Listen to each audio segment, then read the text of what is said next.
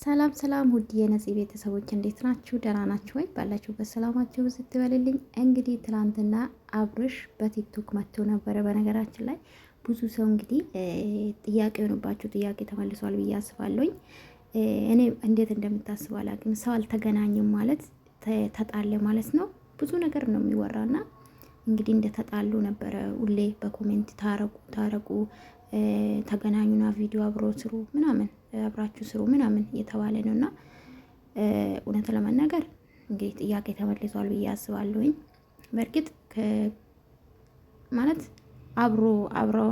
አብሮነት ስለምትፈልጉ ሊሆን ይችላል። አንዳንዴ ደግሞ ሰው ኢትዮጵያ ውስጥ ታውቃላችሁ ኑሮ ውድ ነው። ሁሉም በየፊና ነው የሚሯሯጥ አይደለ? ስለዚህ ለዛ ላይ ገናኙ ይችላሉ። ቤታችሁ ተራርቆ ሊሆን ይችላል።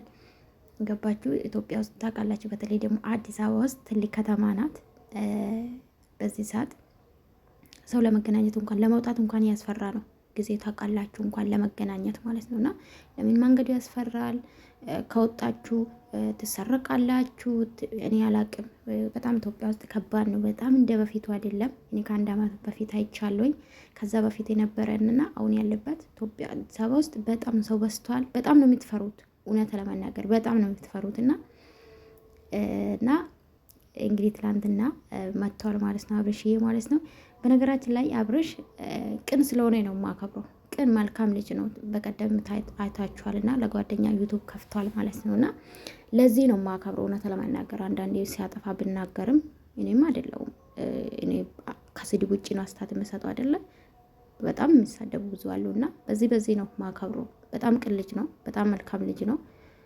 በጣም የሰው ማደግ ይፈልጋል። ይሄ ነው ማደንቅለት አብርሽዬ ማለት ነው። እና ታውቃላችሁ ሩታ ለይቷ እንኳን ሼር አታረግም። እና በዚህ አዝንባታለሁ እውነት ለመናገር እስካሁን 60 ሺህ እንኳን የቷ አልገባችም። ገባችሁ?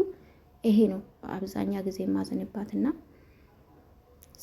ዞሮ የቷ ስለሆነች እኔ ምንም አይመለከተኝም። በእርግጥ ግን እንግዲህ ትላንትና ደውሎ ራሱ በስልክ ደውሎ እንግዲህ መቼ ተጣላን? እኔ እናንተ ተጣልተናል ወይ እንታረቅ ተጣልተናል የተባለ ነው። መቼ ነው ተጣላን ያለ ነበረ ከሙቤ ጋር ተደዋውሎ ማለት ነው። እንግዲህ በእርግጥ ተጠፋፍተዋል። አብሮ እየሰሩ አይደለም። ሁሉም በየፊና ነው ቪዲዮ የሚሰራው። የበፊቱ ጓደኝነት አይገናኙ ለምን እንደሆነ አላውቅም። ታውቃላችሁ አብርሽና እነ ጽጌ ስለሚቀራረቡ ይመስለኛል አብሮ አብዛኛ ጊዜ ቪዲዮ የሚሰሩት እንደዛ ነው ብዬ ነው የማስበው። አንድ አካባቢ ነው ተከራይቶ የሚኖሩት ይመስለኛል። ለዛ ነው እንኳን ከሞቤተውና ከማርኬ ጋር ራሱ የተገናኙ አይደለም። አንዳንዴ አርቀን እኮ ማሰብ እንችላለን። እና እንግዲህ ምን አስበሽ ነው ግን ሩታዬ? በዚህ ደግሞ ልትሰደቢ እውነት ለመናገር ማንም እንዲሰደብ አልፈልግም። እና ሚዲያ ላይ ታኝታ ማውጣቱ ምን አስፈለገ? ሴት ልጅ ናት። ጥሩ አይደለም ብዬ አስባለሁኝ። በእርግጥ ያው ስለሚያስገድዱ ነው ብዬ ነው የማስበው። ግን እንደዚህ ሲው ስክሪንሺት አድርጎ ይወጣል። ገባችሁ አይደለ? እኔም ከሌላ ሰው ቤቱን ስክሪንሺት አደረኩ። ገባችሁ አይደለ?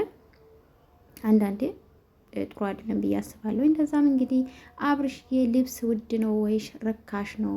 ብዙ ሻንጣ ይዤ ለመመለስ ይፈልጋለሁ ያለ ነው። አብርሽዬ አታስብ እንዴ! ብዙ አድናቂ ካሉ እዛ ተዘጋጅተው የሚጠብቁ ከስንት ዓመት በፊት ከስንት ይገዛላሉ። ምንም አታስባባት፣ ያታስብ። ለዚህ ደግሞ እኛ እኮ ኢትዮጵያዊ ነን።